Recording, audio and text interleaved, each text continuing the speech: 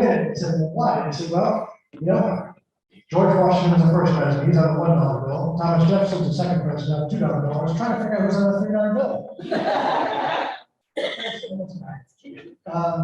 Let's talk about finances for just a second. I'm actually going to go off script here just a little bit, and instead of giving you a presentation, I'm going to just tell you a little story, a short story about Newsom County. And you can probably go to the next slide here. When Supervisor Moskowitz and I first ran about 10 years ago, the county was in a tough spot. We had this thing called Tokoho Creek Service District debt. It was $62 million worth of debt, and it was incurred to finance the water and sewer pipes on the east end of the county.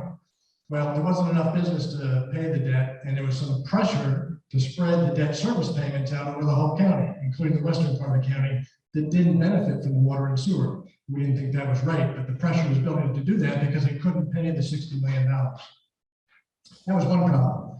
The second problem is, at the time, our elementary schools were aging. They were about 50 to 60 years old and getting long in the tooth. And a new school would cost about $40 million. So you got a $62 million problem, a $40 million problem. And then, especially on the west end, we started hearing from citizens who would like to have broadband. That broadband access is a requirement, like electricity and water and sewer, you have to have it. Well, we did some checking, and that would cost somewhere in the $20 to $25 million range to get broadband access throughout the whole county. So when you add the 62 million, the 40 million, it's 100, and another 25, that's 125 million. An entire year of tax revenue for the county was, at the time, was around 50 million. So an entire revenue year is 50 million, and if you're 120 million short, how are you going to do that? Now, we didn't want to raise taxes because there are some people that have plenty of money, but then there's other folks that are struggling to survive. And we know that if we raise taxes, it raises taxes on everyone. And we were not going to let taxes go up on folks that are struggling and trying to survive. So we held the line and said, we're not going to raise taxes.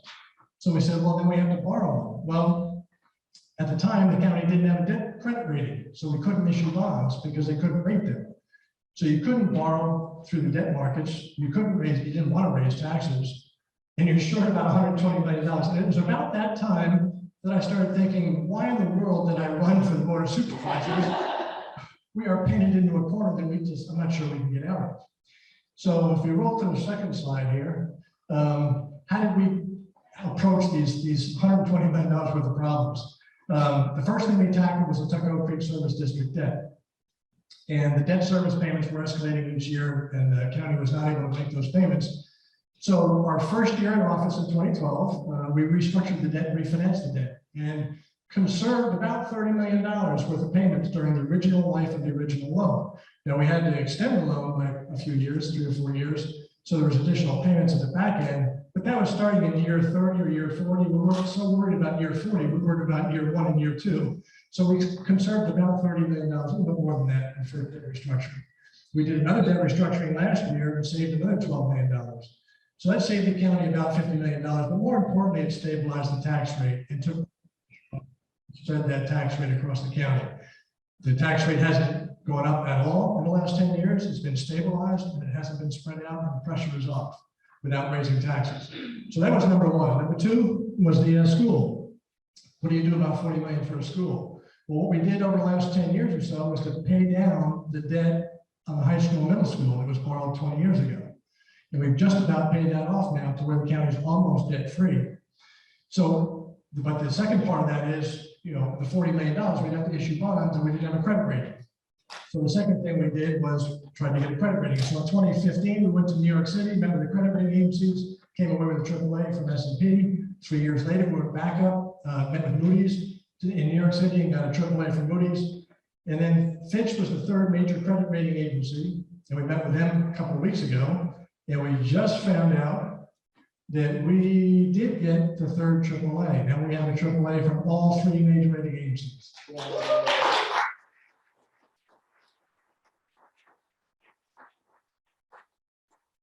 Thank you. That will mean at least 2 or 3 things for the county. One is we'll be able to borrow at a cheaper interest rate than anybody else in the country. 2, it'll give you, the citizens, an idea if the finances of the county ever start to slip, there'll be a headline in the newspaper, Goodson in trouble, might lose AAA credit rating. That's your call to get back involved and get engaged and to keep the county back on track. So it's the transparency element. The third one is before a company thinks about moving from California to New York to Goodson, they're going to want to know how financially stable the area is, and our taxes about to go up as soon as they move in. And the answer is, if you've got a triple, you're solid financially, and businesses will be attracted and retained. So from a business standpoint, from a transparency standpoint, from an interest savings, we know when the interest rate's lower, we send less money to Wall Street, we keep more of our tax dollars in Goodson County, that's a good thing. So those are some of the things that triple will do for us. But it'll also give us access to the capital markets on a direct basis. So we don't have to go through the VRA or through the state that charges a fee for doing that and still get the lowest rate. So as far as that next item, that 40 million, that school, the second item, there's a referendum on November 2nd. You hear a little bit more about that later. But we're teed up and ready to go with a triple rating, the highest rating possible. And we've paid down the high school, middle school debt. So we can re-borrow that same debt. And the answer is that we shouldn't have to raise taxes at all. So we should be able to accommodate that second 40 million. So the TCSD debt's been restructured, refinanced, and stabilized. The 40 million in schools, we're teed up and ready to go. Although we're not quite there yet, but we're most of the way done. And then the third one was broadband. That was about $25 million. What you hear tonight, I won't steal anybody's thunder. What you hear tonight is there's going to be broadband throughout the entire county, and it's not going to cost any local tax dollars.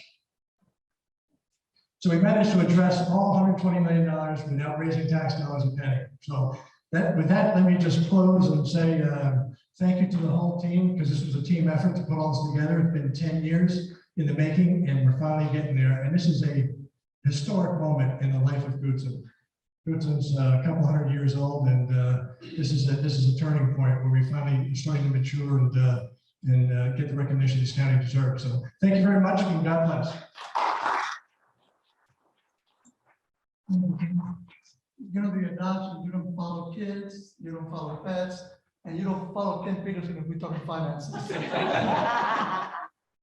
You didn't use the slides at all. I was about to already clicking. But one of the, I'm not sure if you mentioned, there's only about 50 localities that have a AAA rating in the entire country. We're one of those. 3 of those are around us as well, because Hanover, Chesterfield, and Henrico all have AAA ratings.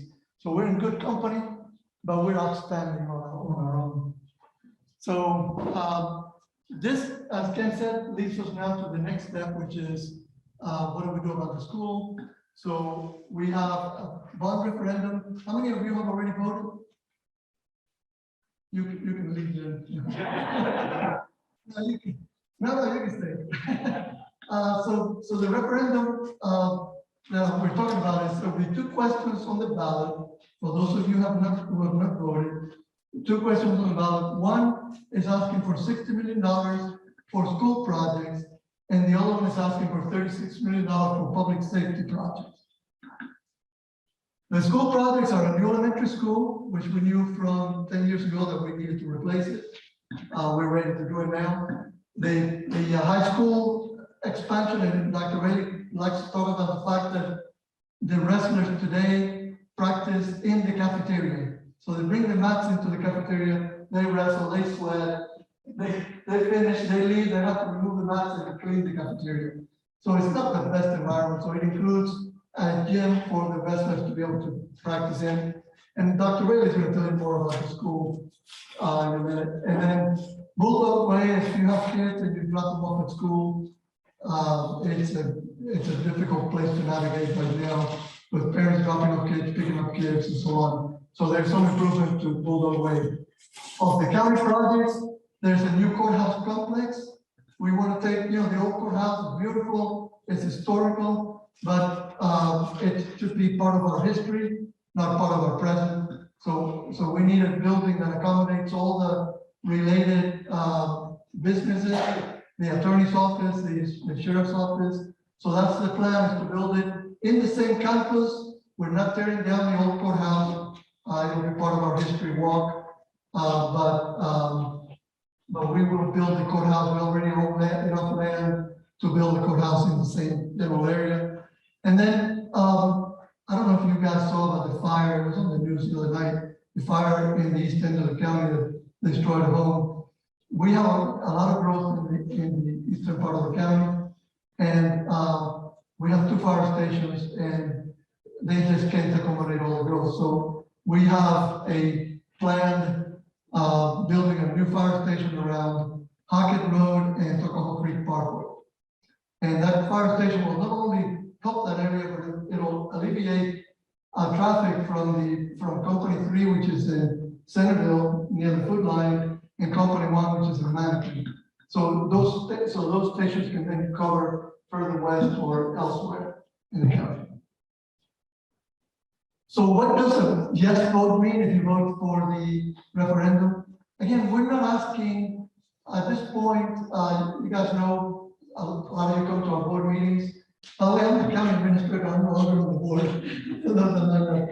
don't realize it. I'm Manny Alvarez, I'm the county administrator, interim county administrator. So we're not really asking for about the projects. We've had these projects on our 25-year plan for those 10 years that Ken talked about, and now they're up to the top, and we need to build the school, build the courthouse, and the fire station. So what we're asking is for permission to issue bonds. In Virginia, before you can issue general obligation bonds, you must get permission from the citizens through a referendum. So that's what we're asking. So if you vote yes on the bond questions, what it means is that we can issue the debt, we can borrow basically cheaper than if you say no. If you say no, we can still build it, we have to build it, but we'll have to borrow the money differently. It's like borrowing money for a house through a mortgage, or doing it through a credit card, or just going to a bank and borrowing without the mortgage backing. So that's the difference. So if you vote yes, we can issue the debt and at a lower cost. It's not just the percent of the interest, but there are also a lot of fees that you pay when you borrow through the Virginia Resource Authority, which is how localities usually borrow in Virginia. If you borrow through VRA, you pay basically a closing fee. You pay maintenance fees every year. So it builds up when you borrow $96 million. And so if you want more information on the bonds, we have a website called cushionva.us/bonds. We have information there. We have frequently asked questions, and all of the presentation. There's a video out there with nice narration that you can watch. And there's an email address that you can email us, and we respond. We try to respond within the same day. So let's move on to the other thing that Ken covered, which was the broadband. As I know, because probably the reason I ran from the board was I was so frustrated trying to get broadband, and I realized that at the time the county just wasn't doing enough to manage the Comcast agreement. The agreement we had would have allowed for more expansion, but it just wasn't managed well. So I started getting involved and writing letters to the editor, and somebody said, you should put your money where your mouth is. So stop talking and start acting. So as Ken said, we have now partnered, and we call it a partnership because we actually have to partner with the providers in order to get to request the grants that are going to be used for providing broadband. And the partners were Firefly, Fiber, Port 80 Internet Services, Central Virginia Electric, Rappahannock Electric, Comcast, and Dominion. And Dominion and the electric companies basically run the fiber on their poles, and then when it hits the ground, Firefly is really doing most of it, along with Port 80 is covering part of the county. So by the end of 2023, there should be fiber in all Volusia. Everybody might not be connected because there might be some runs that need to be made, but by then and as Ken said, we're investing or spending $3.7 million of a $25 million investment. And that $3.7 million actually came from the American Recovery Act funds. So really none of our taxpayer direct local money, it's still your money, but the federal government's already got it. So it's good to get some of it back. So Firefly and 480 are connecting about almost 3,000 localities in the county, and I'll show you the map in a minute. And then there's another grant that's coming from the state that will provide for long runs where people today, there are people right here on Dogtown Road that should have broadband. Comcast runs all the way up and down Dogtown Road, but they were not connected because they were too far from the road. We know some of those people might get missed because Firefly is not supposed to go into the Comcast areas, but they've already identified those people. And if you live in an area that you think you should have internet, if you don't have internet, actually, if you don't have internet, you should go into the survey tool, and you can find it on the website and fill it out, because it puts a record on their file that says, you know, Manny Alvarez doesn't have broadband. And at the end of the project, if you don't have broadband, they're going to try to cover everybody. So that grant will do that. So for broadband resources, you can go to our website, get information. You can also get information. Go to the link. This is the map and the areas. The dark blue, when we talk about CVEC, that is the area that Central Virginia Electric Co-op has customers in. So what they're doing with Firefly is, because they're a co-op, they're really owned by their customers. So they're covering those dark blue areas first. In fact, I know around Cartersville, those folks are already covered with fiber. The northern part is next, and then the yellow, they're using federal funding money. The lighter blue is RISE, which is Rural Internet Service Expansion. I got it right. And so as you can see, the investment that's being made, the $25 million, Dominion, CVEC, and those folks are spending 17 million of it. The state is providing $4 million, and we're providing less than $4 million. All in all, it's 276 miles of fiber. This is the other part of the project, which is the Crozier area that's being done by 480 Internet Service. And we also have some grant money from that and about $100,000 from us. So the next topic, and before I go to the next topic, I think we forgot to introduce Dr. Rayleigh. I guess I could have done a transition with Dr. Rayleigh, Karen Horn, and we have, well, Billy Joe is a candidate for school board. Oh, that's right, that's right. I'm sorry. I'm having singing moments. And I'm sorry. Yeah, Sandra Bear Green, and who else we have from the schools? Is that it? Okay, sorry about that. So then, so this is where we are with the census. We got some data from the state, and if you look at the data, we've had a lot of growth in the eastern part of the county, which is, I think, common sense for anybody that has seen what's happening out there. So if you look at the District 4, has had a 25% growth in population. District 5, 19%. Out here in District 2, where we are now, about 4%. District 3, 1%, and District 1, which was surprising to me, is 7% growth in District 1. We're not ready to do anything with this yet. We've gotten the data from the state. We downloaded a new software. We have to buy some software to help us with the districting. And that software will allow us to figure out where the boundary should go. But there's going to be some major change, obviously, because there's so many less people in the west end of the county. So we're going to have to make some changes. If you look at this map, does it have a pointer? Yeah. Oh, something didn't work. I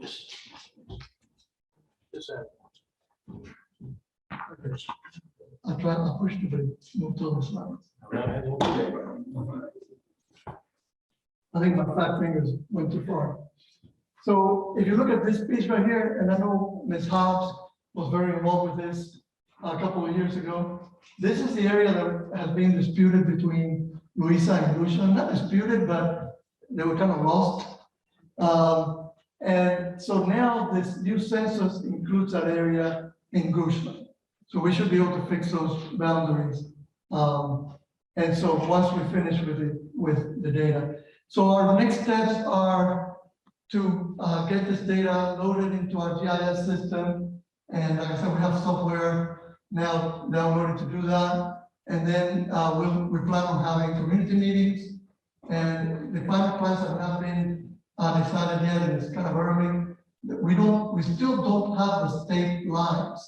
And one of the rules that was established last year, so we cannot establish any precincts with split lines. So the districts must be wholly within a state district.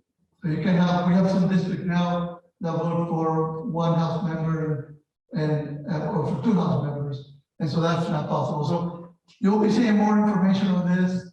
We'll probably have it on the board meeting agenda at every meeting until we have a schedule. Economic development, we have a lot of development going on. I heard this morning today that we already have, last year was a record-setting year for permits. This year today we exceeded it for permits. 1,298 building permits this year. We might hit 1,500, there's 2 months left. This is on a calendar year basis. So we have sheltering arms, you probably have seen it out there in the east end of the county. The residents in hotel is hard to miss, and they're booked all the time. Tokoho Pines Retirement Center. I toured Greenswell Growers yesterday. There's a new facility of Hackett Road that's going to grow mostly lettuce or green vegetables. It's amazing. I hope the CTE students can go out there and take a look at it.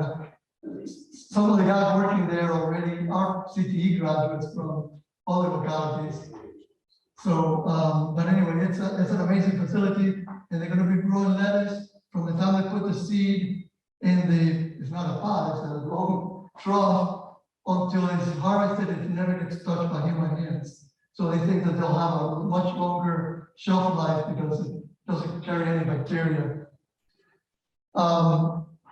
Greenswell Growers, W.T. Curtis is building a new facility. Courthouse Creek Saturday has expanded tremendously. I don't know if any of you have been there. It's a beautiful place with an orchard and apples. And under construction, we have Avery Point, which is a continuing care community. And I think that's going to house about 1,250 seniors. Advanced Auto is going into the Food Line Shopping Center in Centerville. Tommy's Car Wash is this building right here is going to be next to the Audi dealership on Broad Street, so we can get our cars washed. Valvoline is building a facility, I think it's an oil change facility right there near the Audi dealer. And the one that has pleased a lot of people is this one, Chick-fil-A. Everybody likes their chicken, so we don't have to go to Henrico and fight that crazy parking lot in Henrico to get our chicken. Creekmore Office Complex is down on Route 6. There's in front of Bellevue Gardens, there's some medical office going in. And then Oak Hill Complex is down where the Oak Hill Country Club was at 288 and Patterson up there. And there's a couple of Dollar Generals. This one that we have on here is by right out in Haydensville. And there's another one planned, but it's at the planning commission stage right now. And I think I've taken more than a lot of time, but I'll go through the. So most of you know about the roundabout that's going to happen at Fairgrounds Road and 522. And that's in the works, and construction should start in early 2022. And then the road, our plan is to extend Fairgrounds Road all the way to Route 6. And that engineering work is going on right now. And we hope to advertise for construction by 2024. Down out in the east end of the county, we're doing a study, and we've gotten funding for a study to create another interchange on 288 in West Creek. And that will alleviate some of the traffic at 288 and 250 over there where the Audi dealer is in the Wawa. So this interchange would dump traffic into that area, which is going to be a kind of a heavy business area. So there's also a new tax. You might not have noticed, but there's a new tax on our gasoline and in our state tax that funds local transportation projects. They're still trying to figure out how to allocate those dollars. There's a certain amount that comes directly to the county. We've already used some of those dollars for our first project was installing Opticom systems, which is the systems that go on the traffic lights where fire and rescue can change the lights so they can go through in an emergency.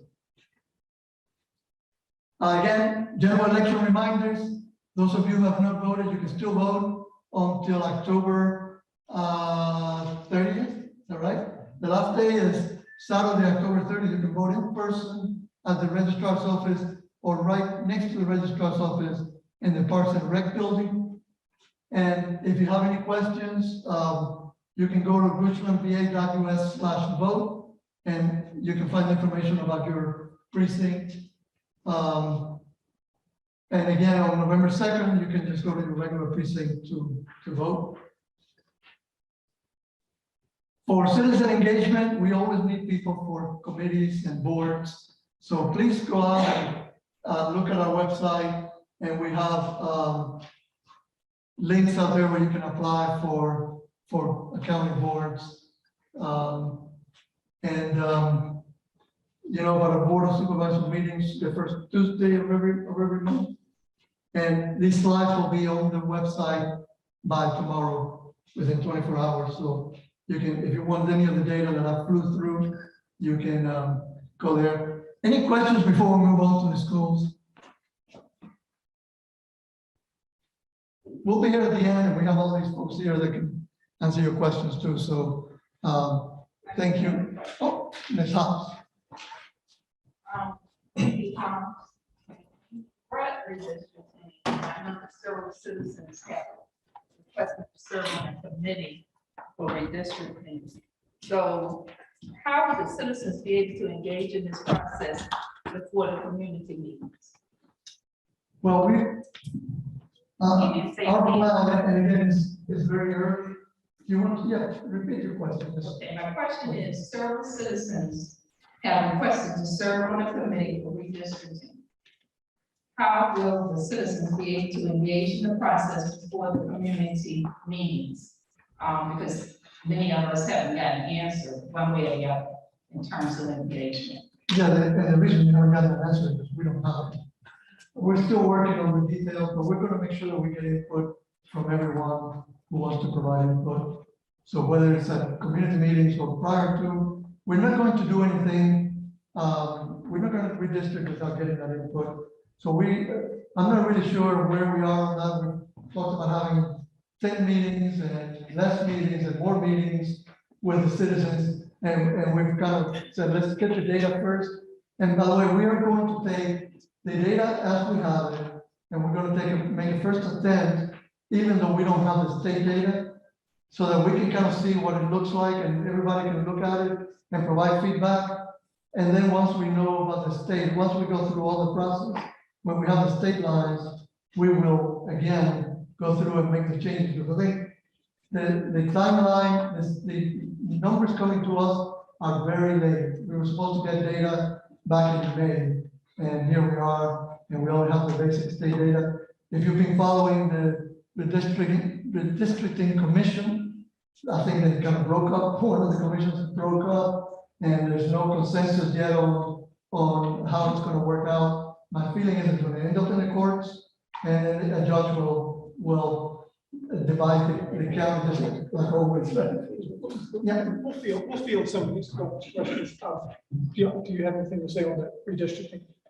Well, the only thing that I would add is, I believe that they have appointed 3 judges to take with the state lines. Okay. So, thank you. Yeah, Ms. Alva, I mean, speaking for myself, I don't anticipate on even looking at a map before we at least get the state data. And as Manny just said, I saw that it sounds like it's really not going well on the commission. And I think the commission has 2 shots, and there's also some deadlines that I think are coming and going right now.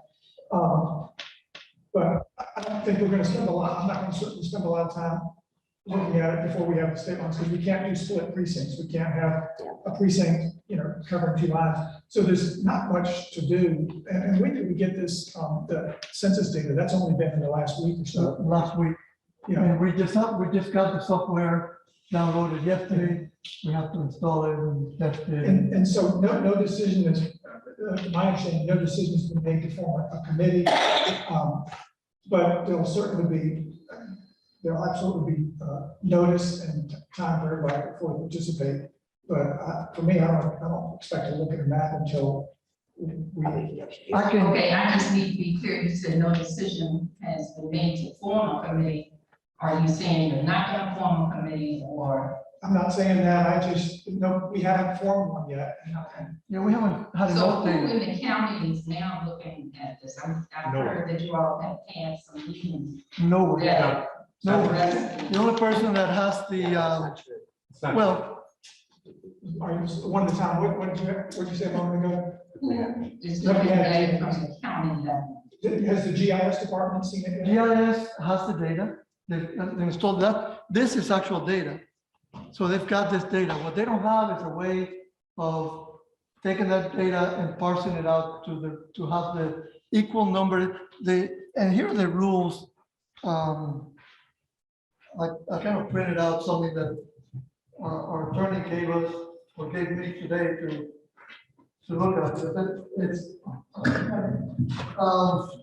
the major rules and the priority is ensure available polling places, preserve communities of interest, keep residents in the same neighborhood in the same district, cause the least amount of voter disruption by moving the fewest people, preserve the basic shape of existing districts, and protect incumbents and avoid fairing incumbents. Our board has somewhat so far said, we don't want to be part of it. We don't want anybody to accuse us of gerrymandering. And so I think that's kind of where we are. So our county attorney is the only one that will be working with GIS to kind of define the next steps. We're behind. Other localities got the software months ago. We just got it. We're installing it and trying to get it to work and learn how to use it.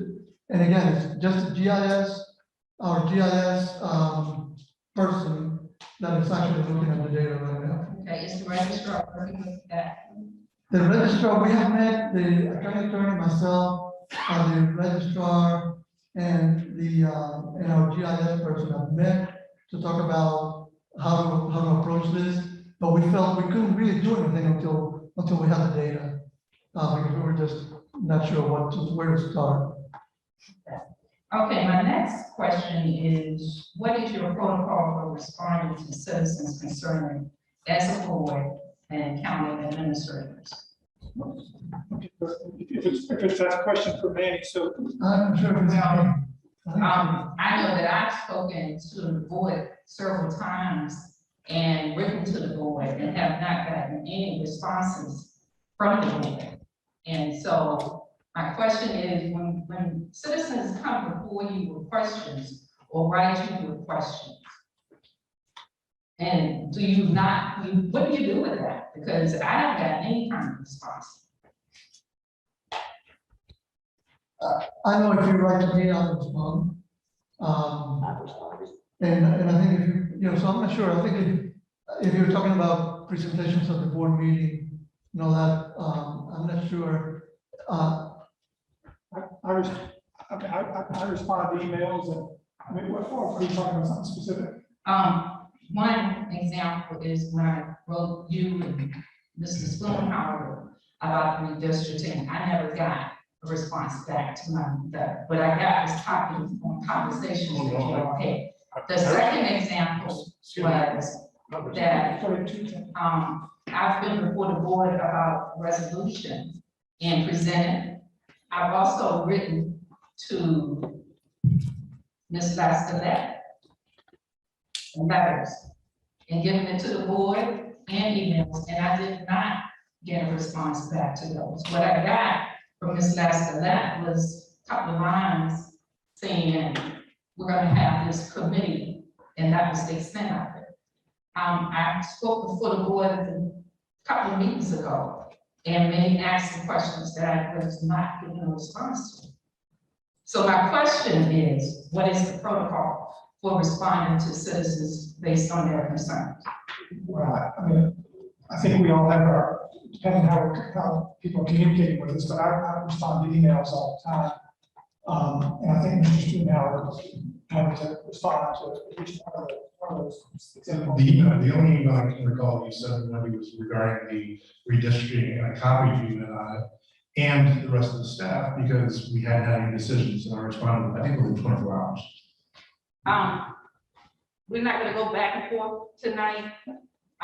My question again is, what is the protocol? We respond to emails when people, I mean, I've got an example is I got an email earlier this week where somebody needs to call me back about something, that they left messages for a staff person. So I reached Mr. Alvarez and I tracked it as a follow through. And I got an email the next day. The citizen was contacted about this specific problem. So I mean, very specific things. If your resolution, we've heard you, but a resolution has not been, nobody's presented a resolution. We've just, I think the answer to your resolution question is in our not having adopted a resolution. But I mean, I don't know what you want us to say on that. We've heard you every time, and I hear you every time, and I'm gonna go back and look at my emails, and I'll go back at the last month's meeting if there's specific questions. My protocol and all of us is to address anything that a citizen has before us if they have a question about something. So I apologize if there's an open question that hasn't been involved or addressed, but if you want to go back and do it, or if you want to bring it up after this meeting or send a message, I will get on it because I do that all week long and we want to make sure things are addressed. Okay, yeah. Let's just take one more question, and then we'll, after the schools, we'll cover more. Mr. Alvarez, as one of the advocates in the county for lower income and I have two questions. Marginalized people, could you share with us the county's strategies for addressing poverty, hunger, affordable housing, transportation, and equitable housing? Was that directed to anybody? That's a lot of questions. Next question. I mean, I can answer some of it. We have a partnership with Goshen Cares. We provide funding to Goshen Cares. We help with the house repair, home repair. We invest a lot of money in social services. While it's a state agency, they wouldn't be around if we didn't support them. You know, I'm not sure what else we can do. We've talked about the housing issues, and you know, I think you guys need to answer some of these, but I'm not sure we have a way to fix that. Goshen has expensive land, and it takes free land to do cheap housing or very inexpensive land, and it's hard for us. And that the land is most expensive in the areas where we have water and sewer. So having high density is very difficult anywhere else in the county because of water and sewer. And so, and I was on the committee at Goshen Cares that looked at the housing situation, and our commitment was, let's help the people who live in Goshen today to have better housing by identifying anyone who's in substandard housing and helping repair their homes. And we're trying to work on solutions for longer term. I don't think our goal should be, which I think was said at the meeting, was anybody that wants to live in Goshen should live in Goshen. I'd love to live in a penthouse in New York, and I can't. So it's not that, but we have to be compassionate for the people who are here. I heard many times from people who say, well, my kids are moving out of Goshen because they can afford to buy in Goshen. But a lot of them want to move to the city because it's where their life is.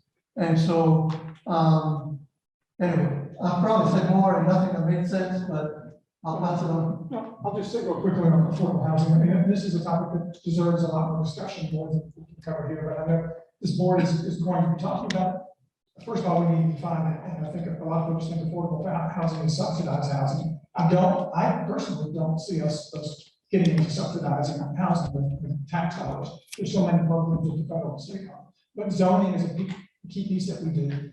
Mr. Peterson and I spent a few hours with Goose and Carriage representatives who were very involved in that housing study that was launched, I think, in May, if I remember. And so we need to define what we're talking about, but we certainly are hearing also people are saying, what you need to focus on is workforce housing. So that might be affordable for the people say teacher and police officers, firefighters can't live here. So we're looking at the study. We've looked at the GBA study that Manny referenced. We've talked to folks. I've met with some folks from land acquisition folks at larger builders. They're looking at the county. They see the county growing. They wonder what opportunities there are. And of course, that's going to be a function of what the landowners can do. But I'll wrap up real quickly by saying I'm excited to have a village study in the courthouse area underway. So we're hoping in the next year we'll have a study completed.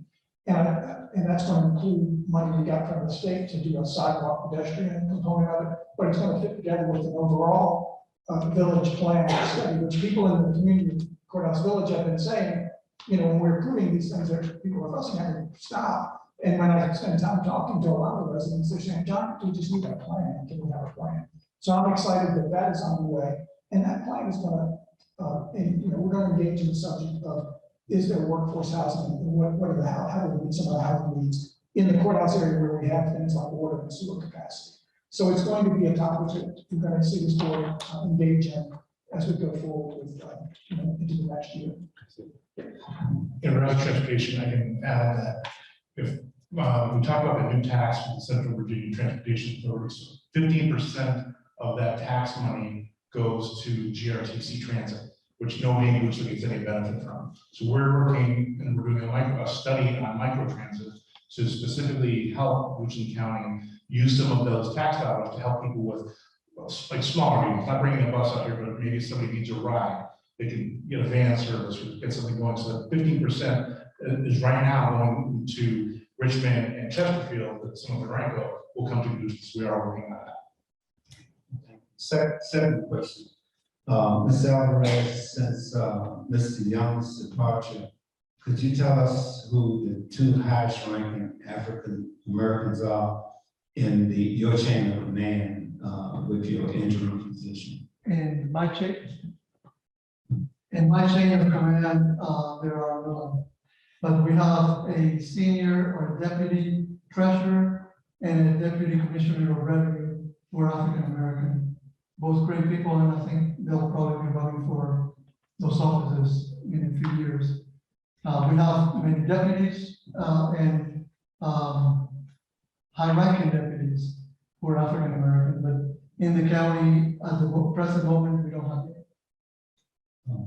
Ms. Alvarez. I am the highest ranking minority. How about that? No, I said African American.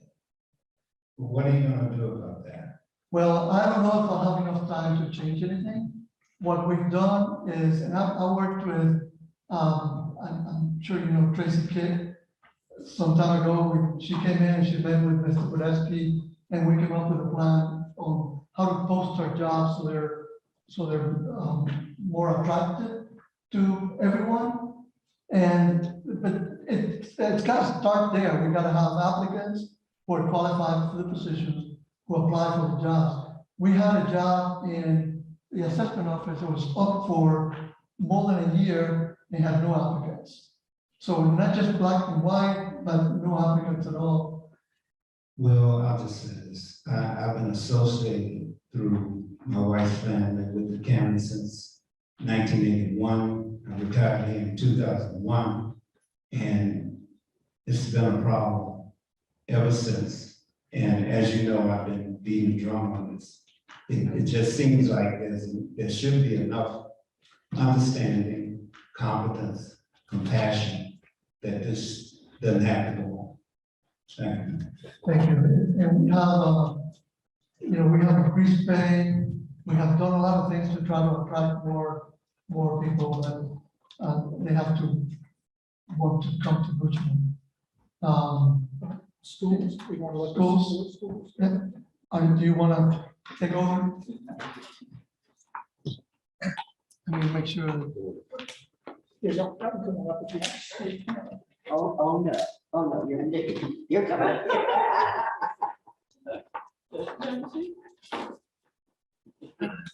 Oh, yeah.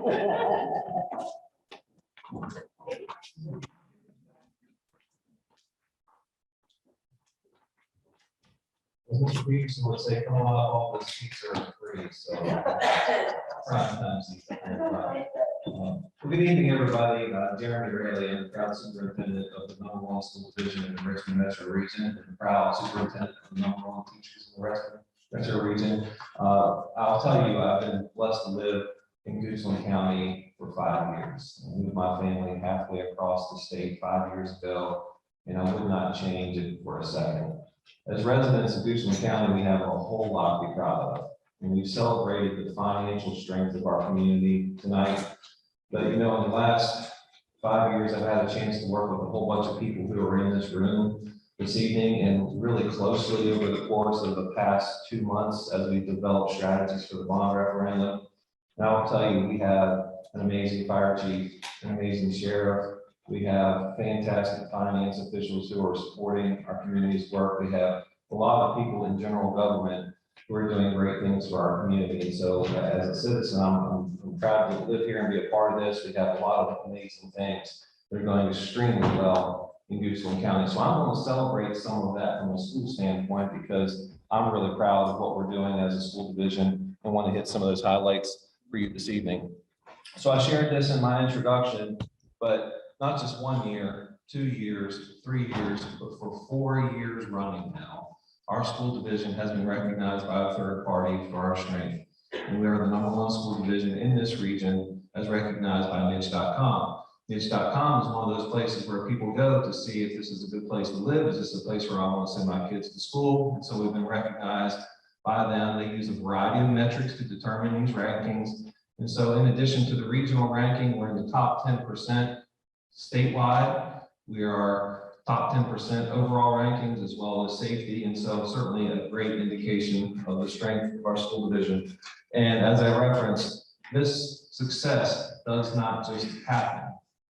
It happens because of the hard work of our employees who are dedicated to serving the needs of our students and meeting the needs of our families day in and day out, but specifically over 250 teachers who are really sacrificing their time and doing amazing things for kids day in and day out in the classroom. And so it's the experiences that we're providing in the classroom as a result of the #1 teachers in the region that are allowing us to have some success. And so another indicator of success for our school division is a rating that we receive on an annual basis by the Virginia Department of Education related to our students with disabilities. And so they look at compliance metrics. Are our individualized education plans, are they done the right way? How are our students performing on standardized assessments? There are over 40 different metrics that they look at, 20 compliance and 20 achievement. And so on all 40 of them, we received a perfect mark, and we have for the last 3 years. There are only 19 school divisions out of 132 who can stand proud and say that they've done this. And we've done it not just 1 year, 2 years in a row, but now 3 years in a row. So another indicator of the strong success of our school division. This is one that makes us extremely proud as well, especially given some of the challenges that we've experienced over the course of the past 18 months. But when you walk in a high school, Goochland High School as a freshman, 4 years later, you're going to graduate.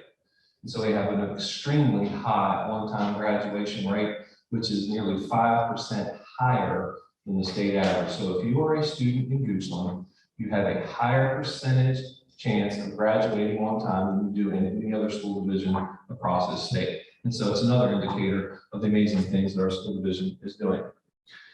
You don't have the pleasure of going inside schools and seeing what I have the chance of seeing day in and day out. And I was really blessed today to spend about an hour with some third grade students working on some science concepts. I sat down and had a conversation with kids at Goochland Elementary School about their school experience. And I had the pleasure of serving lunch alongside our dedicated professionals who are in our food service program today. So I get the chance to experience this and see it every day. You don't, so this is a little glimpse inside what's happening inside our schools. We have a very, very strong start.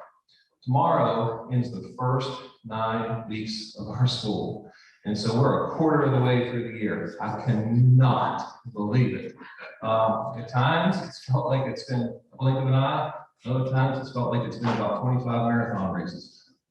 But I will tell you, we've done amazing things. Our kids are getting wonderful experiences. And so I'm really proud of what we've been able to accomplish so far this year. So a few shots of things that are happening, and school's happening. School's happening. There is learning that is happening in those classrooms, and the pandemic has not slowed us down one bit. Didn't slow us down last year, definitely not slowing us down this year. And so we have teachers interacting with students. We have food service professionals providing meals for our kids every day. We have athletics. Our Goose and Bulldogs are 4-2. Our volleyball teams are shining. Cross-country teams are doing extremely well. School's happening as we have always come to know it. So really a lot of great things. We have a strong performance in our band. You may not know it, but we have a cannon this year. Our Marine Corps Junior ROTC students, when we score a touchdown at our football games, are shooting off a cannon. So just an example of some of the cool things that we're doing to engage kids this year. And we have a variety of activities, like I said, volleyball and other things that are happening. So we talked a little bit about the new Goochland Elementary School, and certainly a lot of this depends on the bond referendum and the choices that voters make at the ballot box and subsequent approvals that may happen after that. But pending approval and everything going according to a positive plan, it is highly likely that we can have shovels in the ground this time next year and be moving dirt towards the completion of a new Goochland Elementary School that will open in August of 2024. So we are in the very preliminary phases of deciding what we want this school to look like, because communities don't build schools every day. This is a school that's going to be in this community, hopefully for 75 years. We want to do it and do it well, make sure that it's a project that we're all proud of, that is on time, under budget, and represents this community the way that we want. We do have an opportunity for citizen engagement on Monday. If you're interested in having a conversation with our architect regarding what you feel from a citizen standpoint we should have in this school, our vision for this school, we welcome this. This will be centrally located on Bulldog Way at the corner of Bulldog and Steeplechase, so it's going to be an integral part of the middle part of our community. And so we want to do this and do this extremely well, so it represents us all with pride. So we do have a website, and this is a graphic from that website, just kind of showing where we are right now in the very, very early design phases.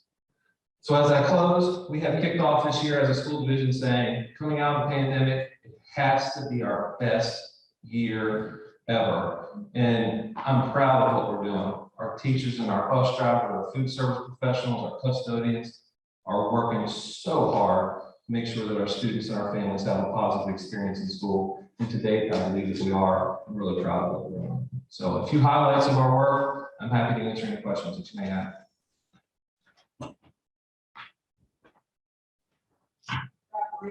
Yes, ma'am. Are the elementary teachers, staff involved with being able to look at the design and give input? Yes, ma'am. So a couple of things have happened so far. We have what is called a steering committee that includes one student, one citizen, one retired educator, internal staff, our architect. So we have a variety of people who are talking about the visioning so far for this project. We also have a committee that involves our staff from a programming standpoint. How many classrooms should we have? What should the gymnasium be? How many office spaces should we have? And kind of just some programming kind of things, like what do we want in this school now for the next 75 years? So we've had citizen engagement to that point, but we also want to involve our citizens as we go along. Teachers will be involved. You can bet when we go to design cubby holes and where we want to put the book bags and where the sink should be, I'm not going to be in that space. We got to hear from our teachers regarding what they need. Great, because that is one of the things that I heard on Blueprint Day was that teachers wanted to have input on after the blueprints are drawn up. They wanted to have input. Thank you. Hi, I'm Tim Riley. I'm a new resident, as you were stating, 5 years. I've been with the county 2 years. One, I want to say thank you to you on the school board. Reading that letter to the person that's controlling our state right now was great, and standing up not only for the citizens, but for the children for the last 2 years is amazing. A lot of people that I know in Chesterfield and Lego and other counties didn't go to school. And I think it's important for kids to go to school, be around their teachers, all that stuff, so thank you for that. One question I did have, building these new schools, you know, the new county area that's growing, and I think it was 4 and 5 district areas, is gonna flood into, you know, the middle school and high school. If there's any plans for expanding that other than the gymnasium. And lastly, I believe that government should be there to service the people, but the community should be there to take care of the people. The one gentleman was asking about helping out the needy. I think there's churches, community. I'm a volunteer firefighter. You know, volunteer, help out our community, because that's what we truly need, not the government to control that part. Yes, sir. Thank you for your comments. Let's talk a little bit about Houston High School. At this point in time, there is no long-term plan for a new Houston High School or a new middle school. What we do have planned, should the bond referendum pass, is an additional 30,000 square feet that would be added onto Houston High School, primarily for our career and technical education programs and our science, technology, engineering, and math programs. So what that does is we build that 30,000 square feet, we pull our current students out of the GTech center that we have now, but it also allows us to displace some other classes and free up some space inside the building. So it kind of has a very positive domino effect. We have some internal renovations that are part of the bond referendum as well, that will allow us to reconfigure some spaces for future growth. We have a wrestling room that's a part of the bond referendum, as well as an auxiliary gymnasium. We're one of 3 school divisions in our region. It goes from Williamsburg to the Valley, up north to Falls Church. One of 3 schools that does not have an auxiliary gym. And so part of the bond referendum is recognizing some of that future growth and expansion that's needed at our secondary complex. Dr. Kevin from the county side. So the county side, regarding the question on growth, we look very closely at every development that's being created. We run through a model to ensure that we understand what the impacts can be to schools, to fire and rescue, to the sheriff's department, so that those are all taken into consideration before a project comes to the board. And I think to date, most of our projections have been higher. So even with all of the growth, I think the projections that we had, the anticipated impacts have actually been lower than we projected. So we do monitor that very closely.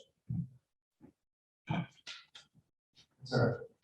I'm probably can speak loud enough. Just got a quick question in regards to the school, the elementary school. You know, you had mentioned building the school on time and on budget. So, and you know, quickly we looked at some stuff and really, I didn't see a budget number. I was curious. I'm in the industrial field and I see prices going, and everybody sees the grocery stores too, but I see industrial suppliers who typically give us 1 increase a year, giving us 4 and 5. So the question is, how are we gonna, do we have a budget for the school? And how are we gonna be able to meet a budget, given the increases continue to come, and they're probably not gonna stop? The budget is $38.7 million, and we don't expect to go out to bid until June or July of the coming year. We're hoping that prices stabilize somewhat over the course of the next 7 months. We're working with an consultant who's working on our behalf to make sure that we get the best pricing as possible, looking at the forecasted prices of steel and all those other factors that impact school construction. So we want to really keep a close eye on pricing. And then we keep constant communication with our board of supervisor colleagues and let them know some of these potential impacts and how that may impact the overall budget. And that's the beauty of our collaboration is, you know, should something go absolutely crazy that impacts that $38.7 million, we're gonna have that conversation, but we feel really good about that number right Steel is up 89%. now. Yeah, wow. I know that. I know, I'm in the steel, I mean, Let's look at that. well, believe me, we do too.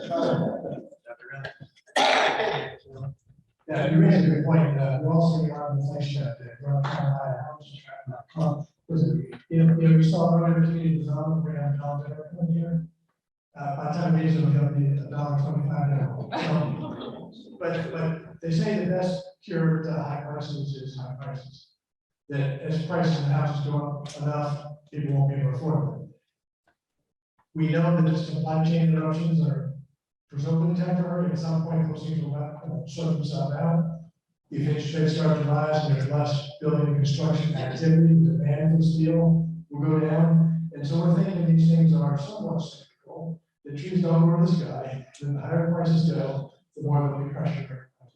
We just can't afford it. So we're hopeful that, and we've got some contingency, obviously, some contingency money just in case. But we're at this point so far, the project getting further, and we're hopeful that we I'm supportive of the school being built. It's just more of a question, that's all. Sure, I understand. Thank you very much. Thank you for the question, Bryce. Yes, my question involves, it's directed to our supervisors here tonight. So I know we all have full plate supervisors, but if you've been at school board meetings, you're probably very aware of some very passionate discussions between the community and the school board. And these involve pretty controversial issues such as mask mandate. A lot of people are against it. A lot of people are for it. These involve issues regarding to the Virginia Department of Education. What's coming out of there? A lot of people want to push back against it. A lot of people don't want it. But, you know, it's easy to have an opinion, but what I'm looking at practically is nobody's talking about the downstream impacts of these potential actions that are financial. And that would fall to y'all as supervisors on the funding of this if actions were to be taken. So, for example, if we were to go against state mandates or state law, we would be at risk of lawsuits, which could take years and millions of dollars. And the way I understand it is our liability, our insurance policy would not cover us if we're not following state laws or state mandates. And conversely, with FDOE mandates, if we don't follow those, you are at risk of losing state funding for our schools, which, as I understand it, about 20% of the budget, to the tune of $8 million. So my questions to you as supervisors individually are, would you support pushing back on these with the potential financial impact that would fall to the county budget, since 70% of the budget goes to the schools, and make up possibly the shortfall in state funding as well? How would you feel about doing that kind of pushback? And if so, where would that money come from? That was a supervisor question, but Yeah. where's the? And Supervisors. since this is a one, two, three, I think, yeah, 1, 2, 3 districts are here, so I'll take it first. You're correct, there's things coming from DOE that are controversial, there's, and accidents, you listed those things correctly, and it's controversial in our community, it's controversial in our state information. But I think that, I know you're asking the question because you've gathered some policy members of pressing the school board to take action. So, that's true, but nobody has asked the school board to violate the law. And I don't think the Congress board of supervisors is asking. Now I'm talking about citizens, the community. Some of them are wanting to push back and some of them aren't. Well, But I'm just looking at the practical downstream implications of pushing back well, and where that I falls on the hope county. the school board decides to take some action to pay. Yeah, I mean, they're elected to run the schools, and it is a balancing act, and I've been on the school board and now the board of supervisors. I understand the balancing act, but We want to support the school board, I'm not just tossing girls down, and we do communicate with them. But at the end of the day, they can make a decision. If the citizens are asking them to violate the law, and they came to me and asked, what should we do? Where I would support is if we had the need to maybe hire a lawyer to bring an action to get a determination in advance. It's called a declaratory judgment action. I think if there's something that the school board and the community are aligned on opposing, from my one board, the board of supervisors, I would support us finding counsel for the school board and maybe taking action to try to get whatever is being forced declared illegal and improper. I think this upcoming election is going to be important in terms of what we're hearing from the two candidates. They seem to be a very opposite, the gubernatorial candidates, they seem to be very opposite sense of education. So we'll see where that goes. That's just a few weeks away. And I think if the Republicans win, I think there are some changes in the DOE. I mean, candidate there is pretty much said that. If the Democrat wins, I imagine that there will be less change in the DOE. Who knows? But we will support our school board like we've been doing, and you won't hear us as to break the law. No, I'm talking about citizen input. So that's a great question, tough question. I kind of have a personal philosophy that I work with what I know to be true today. And what I know today is that we're functioning as the citizens want. Now, as further mandates come down, to directly answer your question, I will never do the wrong thing because of money. Never. So, but I am a representative. It's not my opinion that matters, it's the citizens' opinions. So to date, I have gotten zero feedback or input because I think our school board is doing a good job regarding making any changes. It's not been brought to me. So when the time comes, if it comes, hopefully it doesn't come, I'll listen to what the citizens say and represent the citizens that I was elected to represent. But to say that I'm going to let Virginia do something that I think is harmful, that our community believes is harmful to our children, I would never let that happen. If the community speaks, I'm going to listen to what the community believes we should do. And I think it's one of those catch-22s where if we receive the least amount of money from the state in school district in the county, we only receive in the state. That kind of stinks because then the citizens carry a lot of the burden. It's also great because we're not beholden to the state. The state pulled all their money tomorrow, we can still pay for our schools. And that's good. That's a good problem to have. So that doesn't mean that we're going to go rogue. That means that we can do what our citizens believe is right, which I think there's been so much overreach out of Richmond to try to tell our citizens what is best for Richmond. I think that's categorically wrong.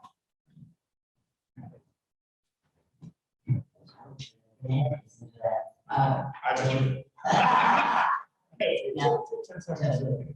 Okay, would you, no, I do, I think it comes back to the school board making decisions, they're elected to make those decisions, and we just have to partner and come to us, talk to us if it gets to that point, that's all I would add.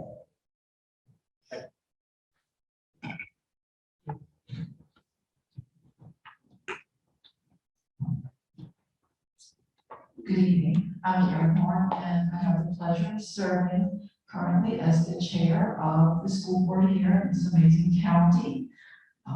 With me this evening are Sandy Referee from District 1, and Ms. Lebo, who has been serving with us since April, is from District 2. And we have a strong board, but we have an amazing superintendent, an amazing community that supports us. So earlier, there was a question asked, so I'm going to ask a question. How many of you went to public schools?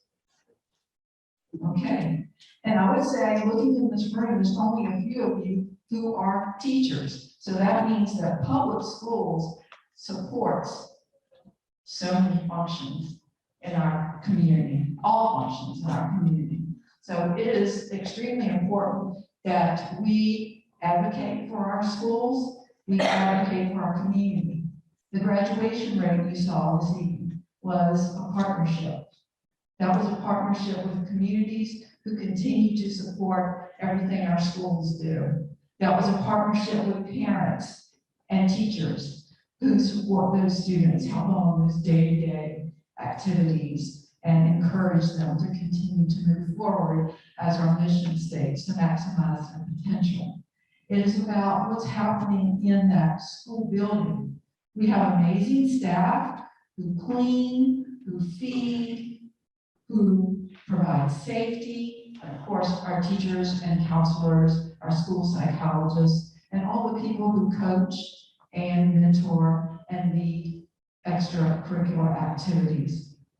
This is so critical, but that student to the teacher and our amazing teachers who Dr. Rayleigh spoke about, that is what is so important in our schools, and we are so proud of everything that is happening in Goochland County Public Schools.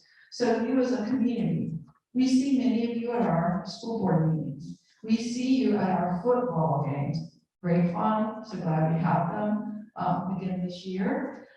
We also see some of you on our advisory committee. So if you're interested in being a greater part of the school division, we do have advisory committees on several topics. We have PTAs or parent teacher organizations, like here at Pleasure by Bird. They don't have an official PTA, but they have a parent group that is very, very strong and supporting the efforts of the staff and the students. So those are ways to get involved.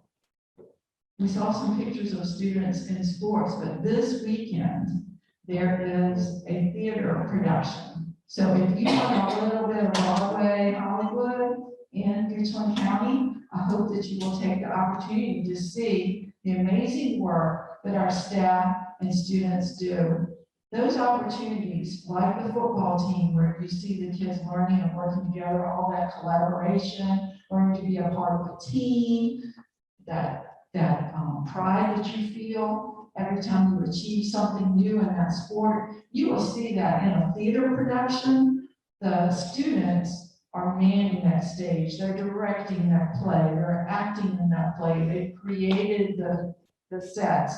It is so powerful to see what students today in Goochland County are capable of. So the show is called Peter and the Starcatcher.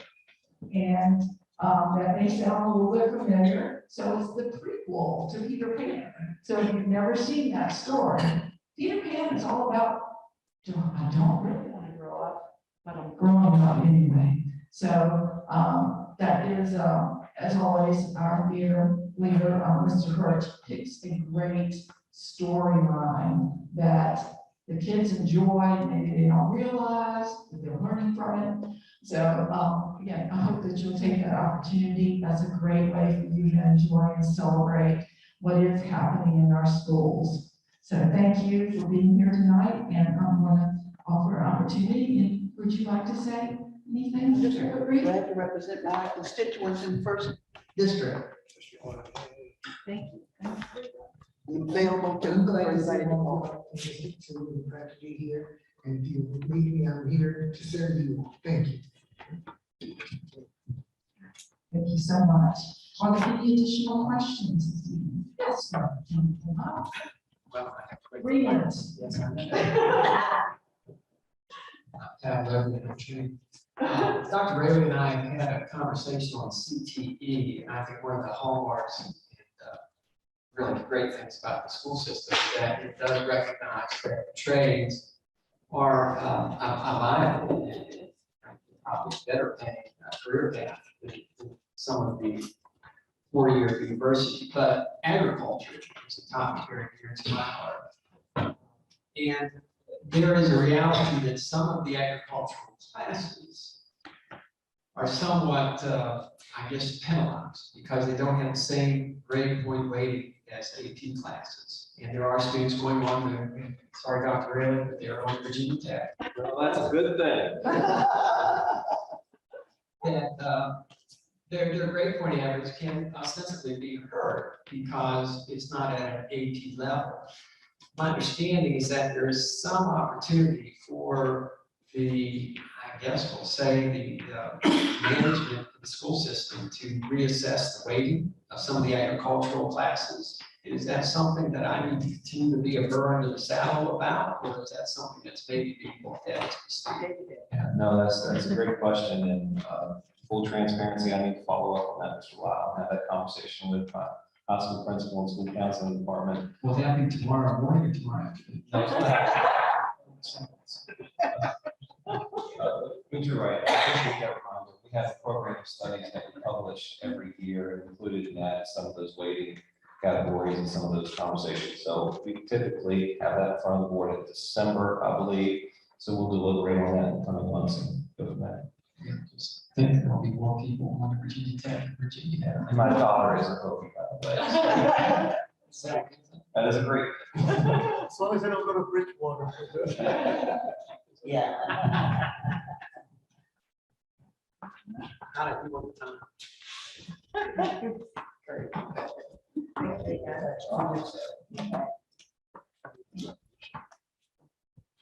Any other questions? I would like to add, because the topic came up and I think we got an answer also. Cushman, we're fortunate, and I used to be in the Cushman Care Board. The last 2 years before I was unretired, I was volunteering in Cushman Cares at least 3 days a week. And I think it's a great thing that we have. Not many communities have it. They provide care really only for people who need it. So for the needy, house repair, medical care.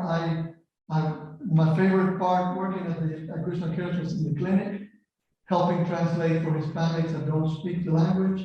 And they're so appreciative of the care. We have doctors that I've always said that I would prefer to go to a veterinarian because they ask more questions of the owners. And they're since the dog can't say what's wrong, they do a lot more checking than my doctor does. But I went for my annual checkup last week, and the Medicare questionnaire is, do you have any loose rugs in your hallways? I guess in case of fall, tripping fall. If you fall, can you get up?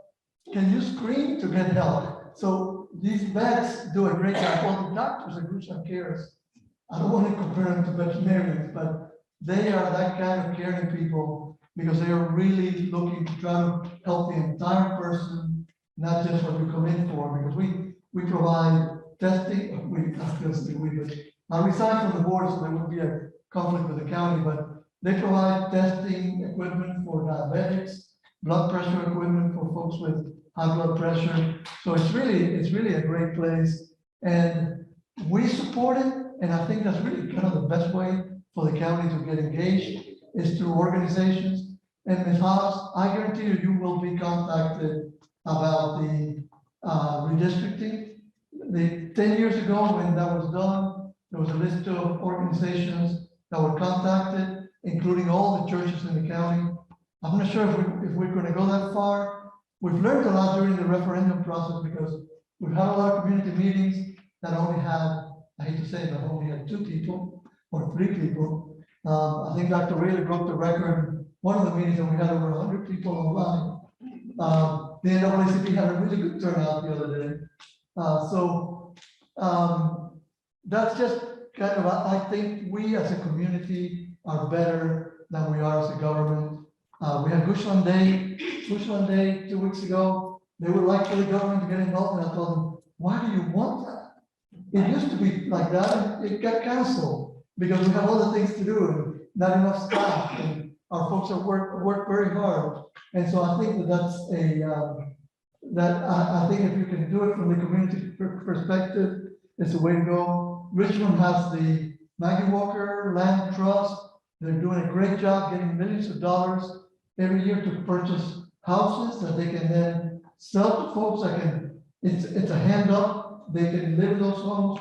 When they sell them, the land trust still owns the land, so the price doesn't go up. If I sell a home in Cushman for $100,000, tomorrow it can be sold for $200,000. And it goes, so those are the kind of things, and I don't want to not say something because I'm Joanne, 100 in the back, has done a lot of work. We've done a lot of work over the last 3 years, even while I was retired.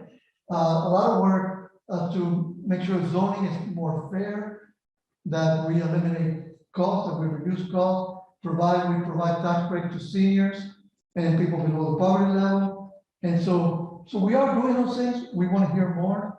If you have more, I don't know how long I'll be in this job. I imagine maybe It'll be a while. another 2 weeks, another 4, 5, 6 months. And if you write to me, I will read your message and I will respond. I may not always have the answer you like, because I do depend on the board. They're my bosses.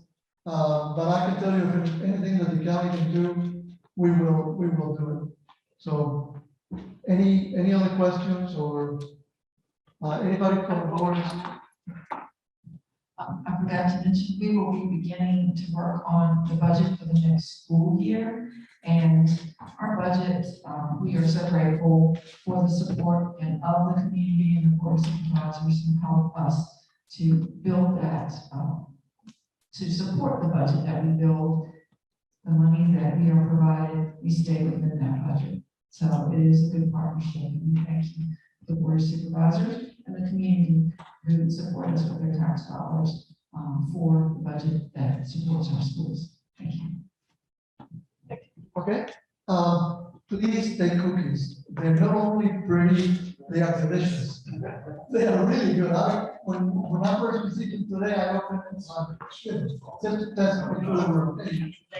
And I thought they were beautiful, but they taste great. If you only take 2 home, you'll be sorry after you taste them and say, oh my God, I should have more. So get some cookies. Thank you all for coming out.